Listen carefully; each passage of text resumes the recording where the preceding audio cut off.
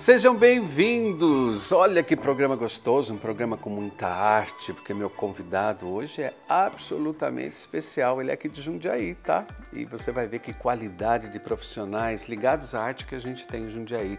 Artes visuais, artes plásticas. Meu convidado é José Maria Ferreira, que eu já conheço o Zé há tantos anos, né, Zé? É verdade. E de repente, eu olhando o Instagram esses dias, falei, meu Deus, o Zé está fazendo esse trabalho. E eu fiquei com muita vontade de chamar ele, porque é um trabalho que realmente me impressionou. É diferente de tudo que eu tenho visto em termos de pintura. E aí um artista amigo, que eu não via faz tempo. E com essa qualidade que vocês acabaram de ver aí na abertura do programa. Seja bem-vindo, Zé. Obrigado. Posso te chamar de Zé Maria? Claro. É assim que eu sempre te chamo, então vamos continuar no Zé Maria. Eu que agradeço você ter me convidado, é uma honra, um prazer estar aqui conversando com você. Então, essa história da pintura, de você falar que a pintura é diferente, tem uma curadora na Espanha que ela falou que ela nunca viu nenhuma pintura igual que eu estou fazendo, né? Eu também não, então eu tô e aí tem muita gente que fala assim, você imita a Frida Kahlo, você parece a Frida Kahlo, você parece o Rousseau, e eu, não, porque eu criei esse estilo, né? Isso que é uma coisa que eu tô feliz de estar fazendo, porque é muito autêntico, é uma coisa minha mesmo, eu criei. É. Então é muito gostoso quando você consegue desenvolver um estilo e você se identificar e se sentir ali de verdade, né? Que bom, isso é maturidade, né, Zé? Com certeza. Eu acho legal quem está lá em casa, vocês, tanto como eu, que somos leigos em arte, eu me considero absolutamente leigo em arte, a gente entender os caminhos de uma pessoa, porque tem muito jovem lá que não se deixou contaminar tanto pela internet, 24 horas, e que ainda cria, que ainda pinta, e eu vejo que tem muitos jovens interessados nisso. Sim. Eu queria entender um pouquinho a sua trajetória, para que esses pais, esses jovens entendam que existe um lugar para a arte no Brasil. Mesmo que nesse momento a gente não esteja acreditando muito nisso, mas esse momento passa. E o Brasil vem muito bem no cinema, em artes visuais. A gente tem um povo muito criativo e muito bom, né? Nós temos uma riqueza cultural gigantesca, né? O Brasil é muito grande, nós temos milhões de influências europeias, indígenas. Então nós temos uma riqueza muito grande no povo, né, na cultura. É uma diversidade o que eu vejo, que eu percebi com esse tempo todo de trabalho é que tudo exige muito trabalho, né? Exige trabalho, você tem que se entregar ao que você faz. Estudar muito. Estudar muito. Estudar. Produzir muito, ver muita coisa, ir atrás do que está acontecendo, saber. Porque o que acontece às vezes é que uma pessoa faz uma faculdade de arte ou faz um curso de 2 anos, já acha que já virou artista, já quer ir para o MASP. E não é assim, é uma trajetória, né? E é claro que existem alguns casos de artistas que despontam de repente, assim, mas é uma minoria. A maioria é trabalho mesmo, né? Posso perguntar a sua idade hoje? Eu tenho 57. Danado, ele engana todo mundo, né? Eu ia falar 47, Zé. Tá 10 atrás da minha concepção aqui. Que bom. Incrível que aos 57 anos você atingindo essa maturidade. Isso realmente é um testemunho pessoal de que a arte precisa de um trabalho, de um caminho para chegar nessa maturidade. Você precisa se encontrar. O artista, eu, na minha concepção, o artista precisa se conhecer, se encontrar e se assumir como pessoa. Porque é muito importante que você esteja na sua obra, né? Isso que eu achei incrível, porque como eu conheço o Zé faz muitos anos, a hora que eu vi a obra dele, falei, caramba, a hora que eu vi seu autorretrato, me deu até um arrepio na espinha, a gente vai ver já. Falei, é ele, é uma coisa impressionante. Mas você sabe que eu morei em Amsterdã durante 1 ano, né? Então vamos contar esse seu percurso. Você primeiro passou por Berlim. Então foi assim, eu desde pequeno eu gosto de arte e eu tive a sorte de ter pais que sempre incentivaram e... Eu ia perguntar isso. Seus pais incentivavam? Meus pais incentivavam. O que já é uma exceção. É uma exceção. Meus pais nunca proibiram, nunca quiseram decidir a nossa carreira, o que a gente queria fazer. Então sempre eles deixaram que a gente fizesse o que a gente quisesse. E ele sempre gostou, meu pai sempre me deu livros de presente, livros de arte, ele via que eu gostava. Então eu estudei piano, então assim, sempre fomos muito próximos das artes na minha casa, sabe? E seu irmão é dentista? Meu irmão é dentista. Quer dizer, você E vê toca que guitarra. é o mesmo pai, a mesma criação, mas os rumos foram diferentes, mas a base foi a mesma. Porque cada um seguiu o seu caminho, mas nunca teve uma imposição, entendeu? E aí eu sempre gostei de pintura, eu fiz muitos cursos quando eu morava, nasci em Itapeva, né, você sabe. Itapeva. E aí eu sempre fiz cursos de pintura e depois eu, com 17 anos eu entrei na Faculdade de Belas Artes em São Paulo. Fiz a Belas Artes, estudei com vários artistas em São Paulo e voltei para Itapeva. Fiquei um tempo lá e não trabalhei com arte, fiz outras coisas. Só que nesse período fiquei muito amigo de uma moça chamada Ellen, que gostava muito de viajar. E como a gente também gosta. E a gente também gosta, então juntou. E a Ellen falou, a irmã morava na Alemanha, em Berlim. E ela falou, vamos para Berlim? Eu falei, vamos. Assim, bem básico. E a gente foi. E eu fiquei lá um tempo e foi já, quando eu voltei de lá pro interior, eu falei, não dá mais para eu ficar aqui. Que coisa. Porque minha cabeça ficou pequena pra minha você. cabeça abriu completamente, né? Que bom, aí você veio parar em Jundiaí. E aí o meu irmão já morava aqui. Meu irmão que a é gente dentista. saiu ganhando, então. A gente deve a Berlim, você tá em Jundiaí. Tá bom, já é um consolo pra gente, né? Você acha que Jundiaí é pequeno? E daí eu vim morar em Jundiaí e comecei a estudar pintura com a Cristiane Grigoletto. E a Cris Grigoletto passou... Você passou por Cris Grigoletto. E ela me incentivou, ela excelente. Falou que ela é maravilhosa, Ela né? é super A generosa. sensibilidade da Cris Grigoletto com cores, Sim. ela consegue ter um abstrato verdadeiro, né? Que eu chamo de abstrato verdadeiro, porque tem expressão. E ela é uma pessoa maravilhosa, generosa, ela sempre me ajudou muito. E a gente tem muita amizade, amo a Cris, assim, a gente se dá muito bem. Fora da pessoa dela também, né? É isso que eu falo, Jundiaí tem muita gente boa. Tem. Né? E aí eu comecei a fazer abstrato na época. Aí chegou em 2010. 1910, eu entregou nós dois. Em 2010, final de 2010, eu resolvi ir para Amsterdã estudar. Amsterdã, eita! E aí eu fiquei lá um ano estudando com uma pintora holandesa que se chama Cecile van den Heyden. Só que em holandês se fala Van der Heyden. Ai, que bonito, não? E a Cecília foi uma pessoa e ela chegou para mim e falou assim, olha, você pinta muito bem, eu gosto muito do seu trabalho, mas eu gostaria de ver você aí. Você está se escondendo, eu não consigo ver. Quem é você aí nessa pintura? E aí a gente começou a fazer um trabalho com nanquim, sem correção, direto no papel, buscando assim tudo que tinha acontecido na minha vida, primeiro com as coisas mais difíceis. Mergulhar mesmo nas dores, nas coisas difíceis. Como arte terapêutica, né? E pôr para fora, né? Porque o intuito era o seguinte, ela queria que eu me colocasse na pintura. Eu me descobrisse e me colocasse. Essa pintura como expressão. Minha, verdadeiramente minha. Exatamente. Então, ela começou a falar, você é brasileiro, então o que você tem? Do barroco, intensidade, colorido, essa coisa brasileira que vocês têm. Então, vai atrás de conhecer o seu país, você, suas origens. E foi o que eu fiz. E daí, isso tudo... Santa Cecília deu nisso. E daí eu comecei a colocar isso na pintura. Só que lá em Amsterdã ainda, eu fiquei um tempo desenvolvendo o que seria o começo desse trabalho. Daí, quando eu cheguei aqui, eu comecei a pintar. E eu acho que todo esse tempo de Amsterdã, ele veio todo de uma vez só, sabe? Condensou aí. E aí saiu tudo, assim. E aí eu comecei a pintar o que eu pinto agora, e daí logo nessa época conheci esse moço de Nova York que começou a vender as minhas pinturas fora. E aí as coisas foram acontecendo e a pintura foi indo sozinha. E é engraçado que agora, antes eu vejo a minha pintura, ela era muito forte, ligada na questão do que eu sentia. E depois ela foi ficando cada vez mais consciente na questão da poética. O que eu estou falando na minha pintura. Entendi. Entendeu? E você achou uma linguagem. Achei uma linguagem. Então, eu tenho um estilo... Que ela é poética mesmo. Né?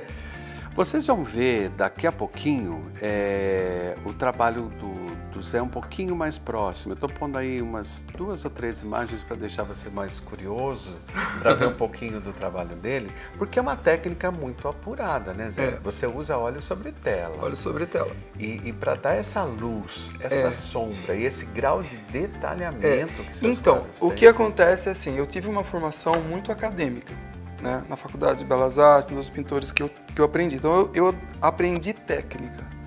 Então, é muito importante que o artista conheça as técnicas, né? Que todo mundo fala, Pablo Picasso pintava cubismo, não sei o quê.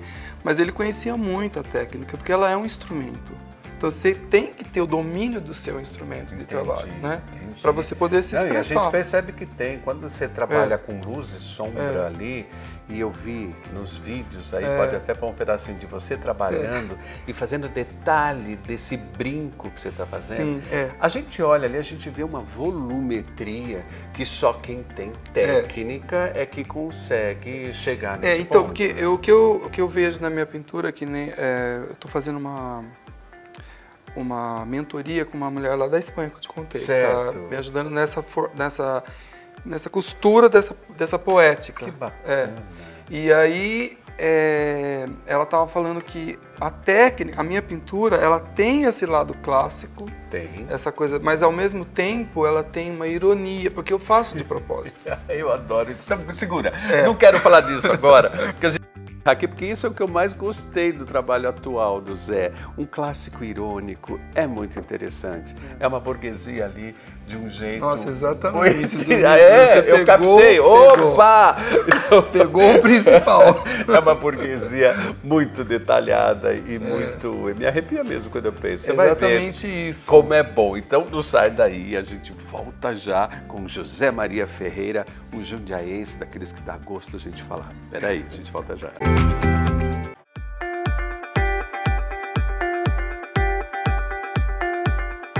Voltando então com José Maria Ferreira, que está aqui do meu lado, um pintor excelente de Jundiaí. Você precisa conhecer o trabalho dele, agora você vai conhecer mais o trabalho do José Maria. Para a gente começar a falar do seu trabalho, a gente estava falando que seu trabalho é uma ironia à burguesia, né? E quais foram as influências que trouxeram você até aí? Eu já vou separar alguns trabalhos para começar a mostrar para o pessoal. Então, como eu estava dizendo, essa questão de você se assumir como pessoa e como brasileiro, então passa pela questão do que é a formação do povo brasileiro. Então nós somos um povo muito miscigenado. Nós temos os negros, os índios, os europeus. Tudo junto e misturado? Tudo junto e misturado, um monte de Brasil dentro do mesmo Brasil, né? E nós temos muita influência do Barroco. O Barroco durou muito tempo aqui, foi muito forte. O Belle Époque durou muito tempo aqui. A Missão Francesa foi muito forte aqui. Então a gente tem tudo isso, aquelas naturezas mortas, né? Aquelas coisas. Descobrimento, né? E aí, franceses que vinham para pintar nossa botânica, holandeses inclusive. Holandeses também, foram os primeiros, inclusive, a pintar as nossas florestas, né? Ou nossas paisagens, aliás. E aí a gente tem tudo isso, então... Eu coloco tudo isso na minha pintura, só que eu gosto de brincar um pouco. E eu gosto muito de antagonismos, então eu coloco às vezes na pintura os dois lados. Então uma mulher suave, mas que ela está cheia de espinhos muito grossos. Então o bem, o mal, a dor e o prazer, a alegria, a dor, o amor e a tristeza. Qual é esse, por exemplo, para o pessoal ver um pouquinho do teu trabalho? Então, por exemplo, tem Eu vi esse quadro aqui no que você me mandou. Tem um que se chama Cecile. Eu gosto muito de ópera, né? Então, esse quadro, na verdade, ele é inspirado numa ópera que se chama La Traviata. La Traviata. Mas eu coloquei nele um antagonismo, que você olha para a mulher, você vê que ela é uma mulher extremamente suave. Suave, um olhar profundo. Só que se você olhar para a mão dela, ela está com a mão cheia de espinhos muito grossos. Braço, colo. Isso demonstra sofrimento, dor, porque a história da La Traviata é uma tragédia, né? E também eu quis colocar todas essas rosas vermelhas para fazer essa brincadeira da Dama das Camélias. Daí, só que eu pus rosas, entendeu? Entendi. E o coração dela, aí no meio, eu fiz só o coração em branco. E ela tá apontando para o ouvido para falar da música. Nossa, quanto significado num quadro só. No fundo, eu coloquei azulejos portugueses, que tem a ver com a nossa herança portuguesa, né? Olha, daí vem essa influência. E eu coloquei um pouco de tudo isso. Nessa época, eu estava pintando tudo com alguma coisa acontecendo no coração, na pintura. Tem um que eu fiquei realmente apaixonado, que é o Deus Salve o Rei. Sim. Ele me parece ter tanto simbolismo que eu jamais conseguiria olhar esse quadro sozinho. Me fale um pouquinho dele. Qual foi sua inspiração, a sua influência de Deus Salve o Rei? E aí vocês começam a entender esse nível de detalhamento do trabalho do Zé Maria. A gente vê isso em museu hoje em dia.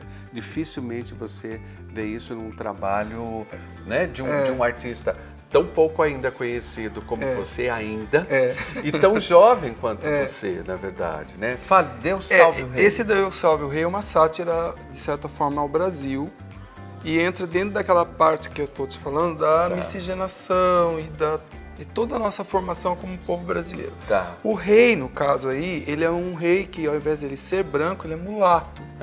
E eu coloquei de propósito, porque justamente nós não somos um povo europeu, nós somos miscigenados. Então, a elite é miscigenada, só que ela quer ser europeia, entendeu? Verdade. Então é uma sátira. Aí você vê que um loiro de olho claro, ele está como um servo, que seria um imigrante, a negra do outro lado. Então eu brinco muito com isso. Ao mesmo tempo eu coloquei toda essa paisagem tropical com araras e tudo, que é a imagem que a gente tem do Brasil, né? Lá no fundo tem até uma fazenda. Então, isso? o fundo, eu coloquei uma imagem de um quadro do Franz Post que representa um engenho de cana-de-açúcar. E é uma cópia de um pedacinho do quadro. Que bárbaro. E do outro lado eu coloquei o litoral, a praia, né? Porque é isso que a gente é, um Brasil super moderno e ao mesmo tempo super antigo, com um monte de problemas antigos que não foram resolvidos. Então a gente tem a ignorância ainda, o analfabetismo, a gente tem então ao mesmo tempo a gente tem o país extremamente moderno, digital, high-tech. Então eu coloquei tudo isso. Esse é o quadro do Brasil. E eu coloquei aqui em cima um coração, porque é uma marca também da minha pintura, em forma de azulejo português, e esse brasão que é a coisa do barroco, né? É muito detalhe, muito detalhe. Isso é uma característica da minha pintura, esse detalhamento. Que é o que encanta. E esses vazados também, e esse exagero, porque eu quis ser exagerado, eu assumo o exagero. Eu acho o exagero imprescindível. Esses dias a gente estava falando disso. Se não fosse o exagero, o que seria da música, da arte? Se você pegar o carnaval, do teatro, o carnaval é alegórico e exagerado. E por isso que a minha pintura teria que ser alegórica também. Os seus tecidos são maravilhosos. A sua transparência é muito boa, porque eu já vi ela em outros trabalhos seus também. O seu metal é uma coisa, é tudo tão harmônico, ele é tão preciso no exagero dele. Isso que você falou, até teve uma mulher lá que me disse que ela mostrou meu trabalho lá na Espanha para uma curadora de arte de lá, e ela falou assim, nossa, é muito elegante esse trabalho. Apesar dele falar de uma porção de coisas e ser exagerado e ter tudo isso, ainda ele consegue ser bonito e elegante sem ser agressivo. Exatamente. Porque às vezes crítico. Às vezes quando você vai fazer uma sátira e uma crítica, porque na verdade eu não quero mudar a cabeça das pessoas, só quero fazer a pessoa pensar. É uma conversa, é o que eu penso, brinco com isso e também quero ver o que as pessoas pensam. Olha isso, vou mostrar outro, vocês estão curiosos, né? Também. Essa Senhora dos Pássaros foi um deles, acho que quando eu descobri seu trabalho na internet foi ela que eu vi. E eu fiquei um tempão olhando para ela e eu falava, meu Deus, como isso é bom. Fale um pouco dela, Senhora dos Pássaros. Então, esse daí, a ideia era, eu tinha um outro quadro que eu tinha pintado que era um rosto com os pássaros. E aí eu fiquei pensando, acho que eu vou pintar um quadro com essa ideia dos pássaros. E eu pesquisando pássaros, porque todos os símbolos que eu coloco, eu pesquiso para saber qual a simbologia. Então você pesquisa muito, porque é tanto símbolo num quadro pesquiso. Só. Eu tenho um dicionário do Jung, inclusive, eu estou sempre vendo lá. Bom, aí Jung já dá esse aspecto do inconsciente que seu quadro traz. Nela ela é muito inconsciente. Então o que aconteceu? Eu descobri que as araras, elas são um pássaro que, segundo a lenda, é um pássaro que, quando ele encontra um parceiro, ele fica com o mesmo parceiro fiel a vida toda. Então, no coração dela, eu quis colocar essa simbologia do amor eterno, né? Sempre no meio do peito. Isso. E ela está sendo levada, está sendo erguida aí desse rio por essas outras araras laranjas. Só que em volta da cabeça dela eu fiz uma brincadeira porque o periquito significa fofoca, intriga. E aí eu coloquei... Jundiaí tem muito periquito, né, gente? Eu coloquei essa coisa da fofoca, entendeu? Mas nesse quadro, ele não tá falando de nenhuma mensagem explícita, né? É um quadro de imagens, é como se fosse uma poesia, eu tô contando. É uma poesia. E aí eu quis colocar, eu sempre gosto de colocar essas cortinas para criar essa atmosfera meio teatral, esses mosaicos, esses vitrais. É uma coisa que... Vou mostrar mais. Eu fiquei apaixonado por esse. Eu anotei alguns que eu queria. O seu eu vou deixar por último, que é o autorretrato, tá bom? Aí eu vou deixar o seu por último. Vamos lá.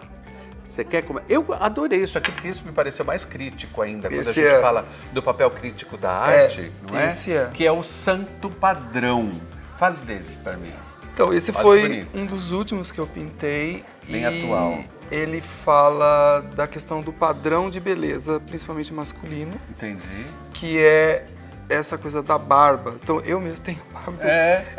A gente acaba assumindo o padrão, mas essa história da barba é quase que uma imposição hoje em dia. Todo mundo quer ter barba. Então, eu fiz uma brincadeira tirando o sarro do padrão e eu coloquei muitas frases escritas que em aplicativos de paquera tem. Que ótimo! Então eu coloquei aí as frases que a gente Tinder, o Grindr, todos os aplicativos estão aí. Que estão. E o padrão de beleza é o lenhador, né? Então eu coloquei aí lá em cima a criação de Adão, do Michelangelo. Nossa, é mesmo. Tá lá as mãos de Deus, né? De Adão, na criação. E aí eu coloquei assim o box, todos esses símbolos da masculinidade, mas de uma forma estereotipada. Que, de certa forma, em alguns meios, como por exemplo no meio gay, não deveria existir. E é onde existe com mais força, né? Então tem ali fora do meio, padrão, macho, não sei o quê. Todas as coisas que tem escritas nos aplicativos, eu coloquei e foi uma brincadeira. Ao mesmo tempo eu estou tirando sarro dessa masculinidade estereotipada, entendeu? Né? Quando ela sai do natural, na verdade, não? Que bacana.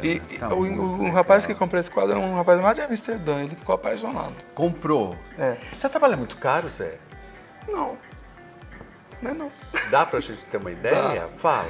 Olha, eu saber, porque eu tô interessado. Vai é tão bonito. Varia de 3 a 12 mil. De 3 a 12 mil. E é o tamanho dele que influencia? Ou tem um valor? Mais ou menos o tamanho. Tem o tamanho. Mas olha, gente, isso é arte. É arte para investir. Esse moço no futuro, vocês vão ver quanto vai valer esse quadro aqui. Aguarde o que eu tô falando. Eu agora tô sendo sondado por umas galerias de fora. De fora. Então compra correndo antes que ele comece a expor fora, porque daí o preço triplica, no mínimo, né? Vamos falar mais um antes do seu autorretrato. Quanto tempo nós temos nesse bloco, gente? Então já vamos para o autorretrato. Depois a gente fala mais, porque eu fiquei apaixonado por ele. Não, vou deixar esse autorretrato para o nosso último bloco, porque daí eu quero saber mais de você, do Zé Maria mesmo. Então vamos falar de mais um trabalho aqui. Eu anotei, por exemplo, o Príncipe, que é a imagem de um moço negro, não é isso? Ele é bastante impressionante também para mim. Ele é mais atual? Mais antigo? Não, mais antigo. Mais antigo? Como é que você trouxe o Príncipe para a tela? Então, na verdade foi assim, esse quadro, eu tinha... Essa imagem, ela veio da minha cabeça, eu vi esse homem assim, e eu fiquei com isso na minha cabeça. Isso já é meio mediúnico, eu acho. Tem algumas vezes que acontece isso na pintura. Vem, né? É uma inspiração que...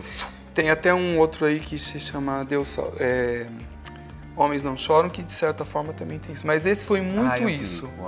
Esse ele veio e na época eu estava pensando em falar a respeito da fertilidade, da força humana.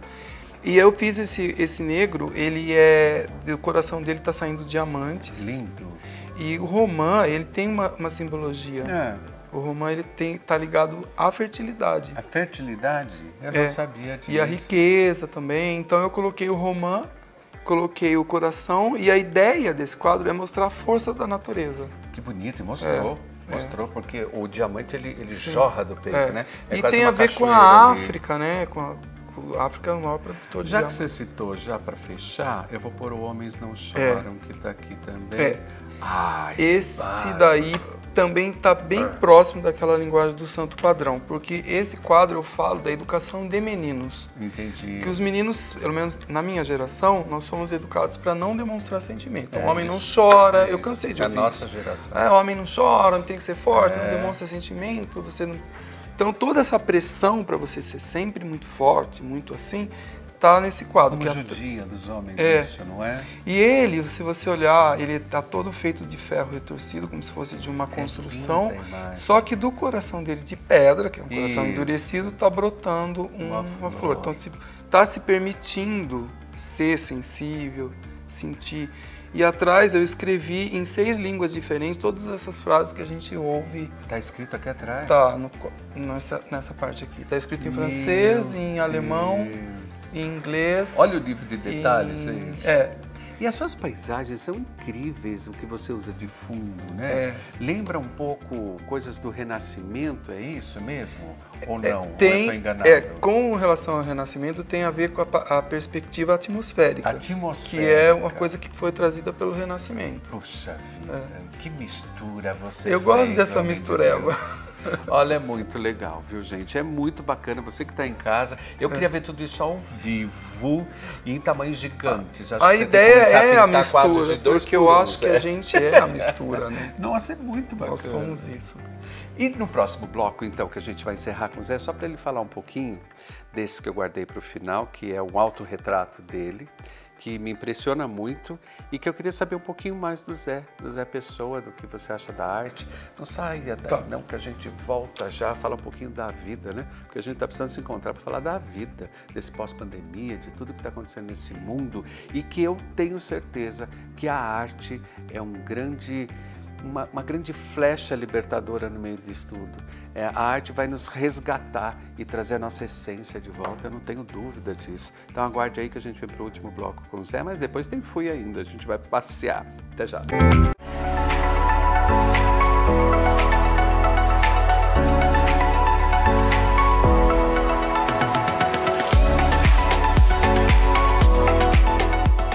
Voltando no último bloco com José Maria Ferreira. O pessoal te chama de Zé Maria mesmo? É assim? Zé Maria. E você assina José? Eu assino José Maria Ferreira. Olha o nome. O meu pai me chama de Zema. Só o meu pai, só.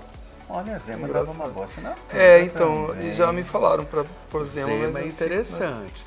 Eu vou mostrar para vocês agora, estou segurando aqui, o autorretrato dele, que é um quadro que me impressiona muito, porque quando eu olho esse monstro muito bonito que você pintou, me lembra muito você, o seu jeito, essa coisa de olhar lá longe, não olhar perto. Ele está olhando mas muito longe, né? Então tá aí, autorretrato. Vamos falar um pouquinho de como você se retratou. A primeira coisa que me chamou a atenção aqui. A cicatriz.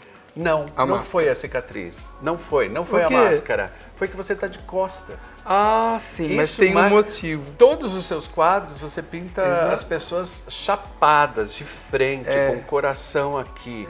De repente, no autorretrato, José Maria se pinta de costas. E aí sim, com uma cicatriz nas costas, com uma máscara na mão e com outros simbolismos que eu quero que você traga aqui para mim. Então, eu me pintei de costas porque eu queria mostrar essa cicatriz. Porque eu tive um câncer de pele e aí fiz uma cirurgia e ficou a cicatriz. E eu acho o máximo essa história, porque eu acho que a cicatriz é uma coisa que marca a vida da gente, né? É uma coisa que eu acho importante. Então, assim, tem a ver com muita coisa, com a época, com o que aconteceu na minha vida. Então, eu acho que essa cicatriz, ela tem um além da questão de ter tido isso, não foi fiquei doente, só tive. E tirou, mas assim, eu acho que. Eu acabei de ter um, Zé. Deixa eu aproveitar para contar então, né? Quando eu fiquei deprimido, eu contei que eu tive depressão. Quando eu tive de novo a depressão, eu contei aqui para vocês. E esse ano eu descobri que estava com melanoma no meu couro cabeludo também. É muito comum, né? E eu falo que a nossa geração, e você é tão pintadinho quanto eu, né? Eu ia pro Nordeste, não passava. Eu nunca usei protetor no couro cabeludo, meu amigo. Se a gente já não usava na pele, a gente passava tão no tom para ficar moreno, que era um negócio cor de beterraba, porque a onda era ficar moreno. Imagina protetor solar, a gente não ouvia falar na nossa época, né, Zé? E aí um melanoma traz toda essa preocupação, graças a Deus, como você retirei, estou bem, está tudo em ordem. Mas eu acho que o conselho do Bial, naquele longo poema que ele dá, use protetor solar. É muito eu acho muito legal. Muito. Use protetor solar. Duas pessoas com essa experiência falando isso para você. Inclusive no couro cabeludo, viu, gente? Voltando para os quadros. Então, e aí eu coloquei essa vestimenta, que é uma coisa meio italiana, porque a minha família é de origem do lado da minha mãe italiana. Olha lá. E o meu pai é espanhol e português. Mas tem também índio, tem negro. Eu sou bem brasileiro, miscigenado. Eu sei que eu tenho todas as misturas. Tenho orgulho disso. Acho que isso que faz a nossa beleza. Não tenha dúvida. Né? E aí eu coloquei essa roupa por conta disso. Aí tem umas araras, porque a arara é um animal, arara azul é um animal brasileiro. Então assim, tô com a roupa italiana, mas sou brasileiro. Entendeu? Essa mistura ficou muito bacana. Então eu coloquei também a data do meu nascimento. Se você olhar, tem o número 2, número 464. Meu Deus, é muito detalhe, gente. Daí eu coloquei o JMFSF, que é meu sobrenome. Aí eu coloquei essa máscara, porque de certa forma, nas minhas pinturas, eu estou me mostrando, eu estou me mostrando. Desnudando. Então eu estou tirando a máscara. Então, nesse sentido. E você acha que máscaras foi uma coisa que a gente precisou usar muito a vida toda e precisa usar a vida toda para viver nesse seu momento de maturidade profissional? Então você começou lá por um caminho, viajou, aprendeu, chegou na sua maturidade enquanto artista, enquanto pintor, está trazendo um trabalho assim que acho que todo mundo ficou tão impressionado quanto eu. A máscara na mão, nesse momento de você estar tirando essa máscara, você precisou durante sua vida usar algumas máscaras e por quê? Sim, eu já precisei muitas vezes. Primeiro porque a gente tem que se proteger, né? Então, no caso, eu sempre usei algumas máscaras para me proteger. Mas nunca foi assim, eu vou ser uma pessoa falsa, eu vou ser uma pessoa... Mas era simplesmente no sentido de proteção. Porque, por exemplo, a gente quando vai ficando um pouco... A gente percebe que a gente é um pouco diferente da maioria, tem outros gostos e tudo mais, a gente tem... A gente bate em homossexualidade falando Sim, isso? É isso? Então, e aí olha quando que você viajou, você teve experiências fora, você abriu a sua cabeça para isso também. Mas eu vim de uma cidade bem pequena, né? Então, isso, durante o período, principalmente na escola, na época de ensino médio, isso foi bem complicado. Bem forte, né? De bullying Eu não cheguei a sofrer tanto bullying, porque eu sempre fui muito... Hoje em dia eu sou mais falante, mas eu sempre fui muito quieto. Você era mais retraído? Era, bastante. E então eu não sofria tanto, mas depois, assim, eu percebia que às vezes eu chegava em alguns lugares e as pessoas percebiam alguma coisa e começavam a rir. Então, assim, isso era muito desagradável. Isso aconteceu muitas vezes comigo. E para quem foi não sabe, muito isso chato. traz sofrimento, sim. Depois que eu fui ficando mais piadinhas... Deixa eu te contar uma coisa que eu soube essa semana. Um amigo foi em casa, falou que foi fazer um curso para tirar carta, para dirigir caminhão. Olha que louco. Aí ele, no curso, o professor não parava de fazer piadas homofóbicas. De 5 a 10 minutos ele fazia uma piada homofóbica. 5 em 5 minutos, 10 e 10 minutos. Ele levantou quietinho, tremendo, como ele me descreveu. Esse fim de semana ele me contando isso. Foi até a diretoria da escola, chamou a polícia. E a polícia veio e a polícia apreendeu o professor. Eu achei isso fantástico porque isso não pode mais acontecer. Né? E cabe a todos que passam por essa situação trazer isso a público, trazer essa manifestação pública. E eu amei esse menino porque ele é um menino frágil, um menino que eu jamais pensaria que ele teria coragem para isso. Eu acho que nós vivemos uma época, para quem é gay, muito mais fácil. Porque eu acho que antigamente, eu vejo pelos meus alunos no colégio... Não, mudou muito. É muito mais fácil, muito mais tranquilo. Foi muito mais difícil antes.